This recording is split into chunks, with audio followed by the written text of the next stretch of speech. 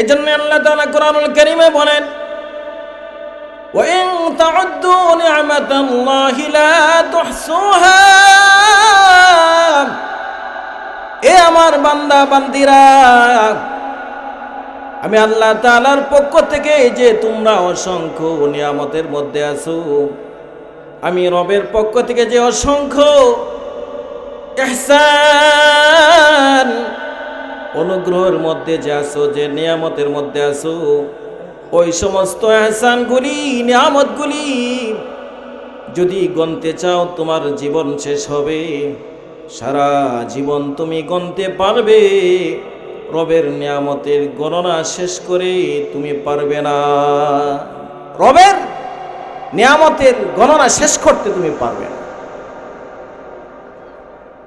আল্লাহ তাআলা যদি আমাদেরকে চক্ষু না দিতেন তাহলে অন্ধ হয়ে থাকতাম, পৃথিবীর আলো বাতাস দেখতাম না। রব যদি আমাদের কান না দিতেন আমরা বধির হয়ে থাকতাম, হাতকালা হয়ে থাকতাম, কিছু শুনতাম না। রব যদি পা না দিত আতুর হয়ে ল্যাংড়া হয়ে থাকতাম। রব যদি আমাদেরকে সুস্থ না রাখতো অসুস্থ হয়ে থাকতাম। রব যদি আমাদেরকে ধনী না বানাইতো,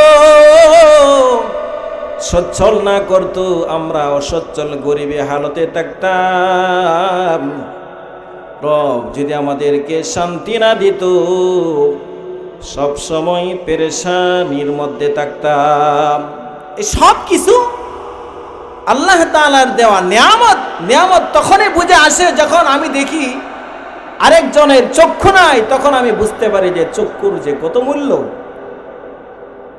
আল্লাহর কত বান্দা আছে কারো পা নাই, জবান নাই। যার জবান নাই সে কথা বলতে পারে না, বোবা হয়ে থাকে। যার জবান নাই সে বুঝতে পারে জবান না থাকার কত যে মূল্য। যার পা নাই সে বুঝে যে পা থাকার কত মূল্য। যার হাত নাই সে বুঝে হাত না থাকার কত মূল্য। যার পেরেশানির মধ্যে যে আছে সে বুঝে যে শান্তিতে থাকার কত মূল্য। ওয়া ইন তা'উদ্দু নি'মাতাল্লাহি লা তুহসুহা। আল্লাহ তাআলা বলেন, আমি রবের দেওয়া অগণিত নিয়ামতের মধ্যে যে পড়ে আছো যদি গণতে চাও জীবন শেষ হবে। আমি রবের দেওয়া নিয়ামত গণনা তুমি শেষ করতে পারবে না। তো আল্লাহ তাআলার সাথে যে আমার একটা তাআল্লুক হবে, সম্পর্ক হবে, কি কারণে? দুনিয়াতে মানুষ কারো প্রতি আকর্ষিত হয়, আকর্ষণ হয়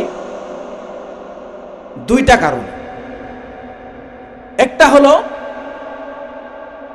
দুনিয়াতে কেউ যদি কারো প্রতি আকর্ষিত হয় তাহলে তার দেওয়া অনুগ্রহের কথা স্বীকার করে। কেউ যদি কারো প্রতি ইহসান করে, দয়া করে, তাহলে সেই ইহসানের উপরে, দয়ার উপরে সে কৃতজ্ঞ হয়, শুকরিয়া আদায় করে। আরে আব্দুল জলিল ভাইয়ের কথা বলছো, আব্দুল সুবহান ভাইয়ের কথা বলছো, আরে সে আমার যে উপকার করছে আমার নিজের আপন ভাইও করছে। বিদেশে যাওয়ার সময় টাকার শর্ট ছিল, তখন আমি 1 লক্ষ টাকা চেয়েছিলাম। ওই বিপদের সময় 1 লক্ষ টাকা বর্তমানে 10 লক্ষ টাকার সমান। যে উপকার করছে, যে এখনের 10 লক্ষ টাকার সমান, সে আমার 1 লক্ষ টাকা ওই সময়ে 10 বছর আগে দিয়েছে। স্মরণ করে না? যে ইহসানের কথা স্মরণ করে না, শুকরিয়া আদায় করে না, সে হলো নেমুখ খারাপ মানুষ। মাত্রই ইহসানের মুহতাজ, অনুগ্রহের মুহতাজ। কেউ যদি কারো উপকার করে তাহলে সেই উপকারের কথা যে নাকি বিবেকমান মানুষ, বুদ্ধিমান মানুষ, সে তার প্রশংসা না করে ছাড়বে না।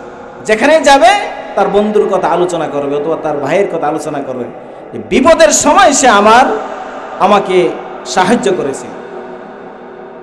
তো আল্লাহ তাআলার ইহসান হলো যে আমাদেরকে আশরাফুল মাখলুকাত হিসেবে কবুল করেছেন, জীবন দান করেছেন, হায়াত দিয়েছেন, দৌলত দিয়েছেন, রৌদ্রের ব্যবস্থা করেছেন, ফসলের উন্নতির জন্য নদী নালার ব্যবস্থা করেছেন, মাটির নিচ থেকে পানির ব্যবস্থা করেছেন, এখন ধান শুকাতে হবে রৌদ্রের ব্যবস্থা করেছেন। সব কিছু আল্লাহ তাআলার দেওয়া।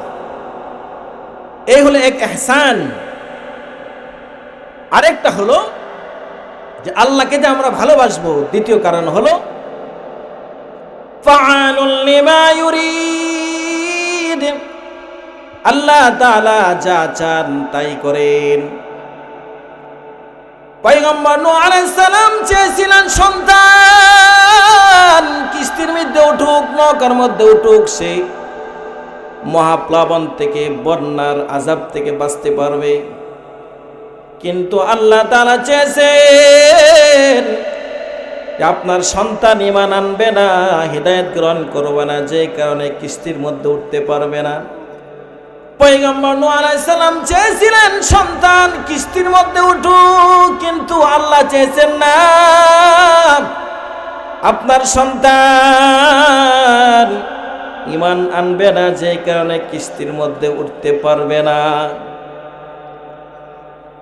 পয়গম্বর সাইয়্যিদুনা ইব্রাহিম আলাইহিস সালাম আল্লাহ তাআলার সন্তুষ্টির জন্য কুরবানি করতে চেয়েছেন।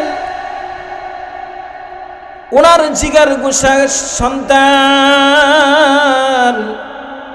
ইসমাঈল আলাইহিস সালাম রবের সন্তুষ্টির জন্য নিজে জবাই হতে চেয়েছিলেন। পয়গম্বর চেয়েছেন ইব্রাহিম আলাইহিস সালাম জবাই করতে, ইসমাঈল আলাইহিস সালাম চেয়েছেন জবাই হইতে। ফালাম্মা আসলামা ওয়া তাল্লাহু লিল জাবিন, পিতা এবং পুত্র যখন রবের হুকুমের সামনে মাথা নত করল, সন্তান জবাই হওয়ার জন্য, ইব্রাহিম আলাইহিস সালাম জবাই করার জন্য যখন চুরি চালাই দিস, আল্লাহ তাআলার ইচ্ছা ছিল জবাই না হওয়া, কুরবান না হওয়া। আল্লাহ তাআলা চেয়েছেন মনের পরীক্ষা, আমার সন্তুষ্টির জন্য, আমাকে পাওয়ার জন্য আমার হাবিব, আমার বন্ধু কি করে দেখছে সে জবাই করে ফেলবে। আল্লাহ চেয়েছেন না, আমি জবাই চাই না, আমি চেয়েছি তোমাদের মনের পরীক্ষা। মনের পরীক্ষায় পুরা জজবা উঠে গেছে কুরবানি করার জন্য। আল্লাহ বলেন না, আমি চাই নাই, আমি এটা চাই নাই যে তোমার সন্তান জবাই হোক, আমি চেয়েছি পরীক্ষা, মনের পরীক্ষা, এটাই পাশ করে ফেলেছো, আমি তোমাদের এই কুরবানিকে কবুল করলাম। সুবহানাল্লাহ। এমন ভাবে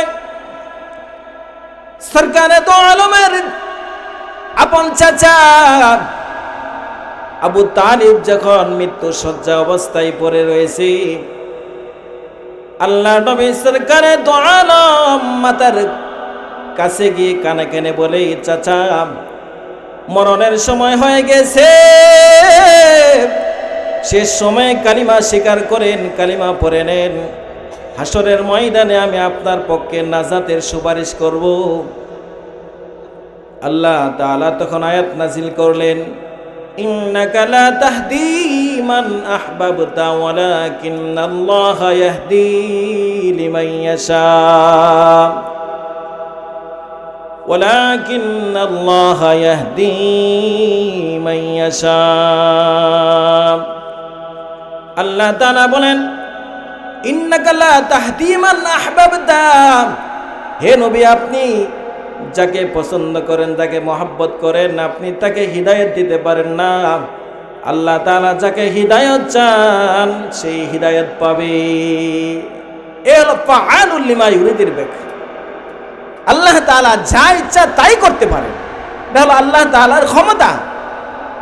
যে রব বান্দার জন্য সব কিছু করতে পারে, যে রব যা চান তাই করতে পারে, সেই রবের উপর পূর্ণ আনুগত্য হওয়া, রবের সাথে মহাব্বতের সম্পর্ক রাখা, এটা হলো মানুষের আসল কর্তব্য।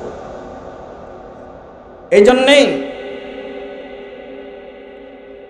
সরকারে দো আলম হাবিবে কিবরা বলেন, মান আহাব্বা লিল্লাহি ওয়া আবগাদা লিল্লাহ ওয়া আতা লিল্লাহ ওয়া মানা লিল্লাহ ফাকাদ ইসতাকমালাল ঈমান। সরকারে দো আলম হাবিবে কিবরিয়া বলেন, মান আহাব্বা লিল্লাহ, আল্লাহর ওয়াস্তে কেউ যদি কাউকে মহব্বত করে, ওয়া আবগাদা লিল্লাহ, আল্লাহর ওয়াস্তে আল্লাহর সন্তুষ্টির জন্য কারোর সাথে যদি বিদ্বেষ রাখে, যারা কাফের, যারা ইসলাম বিদ্বেষী, তাদের সাথে বিদ্বেষের সম্পর্ক রাখতে হবে। ওয়া আতা লিল্লাহ, আল্লাহ তাআলা যে বান্দা রবের সন্তুষ্টির জন্য, ওয়া আতা লিল্লাহ, আল্লাহর রাস্তে কাউকে দান করলো, কোনো পথে আল্লাহর রাস্তায় দান করলো, আল্লাহর সন্তুষ্টির জন্য দান করলো। ওয়া মানা লিল্লাহ, যেখানে হারাম দান করা, যেখানে দান করা নিষেধ, ওইখান থেকে সে বিরত থাকে, পরহেজ করে, ফাকাদ ইসতাকমালাল ঈমান, তার ঈমান পরিপূর্ণ হয়ে গেল, কামেলে মুকাম্মাল হল। এই জন্যই আমাদের উচিত হলো এমন রবের সাথে সম্পর্ক করা,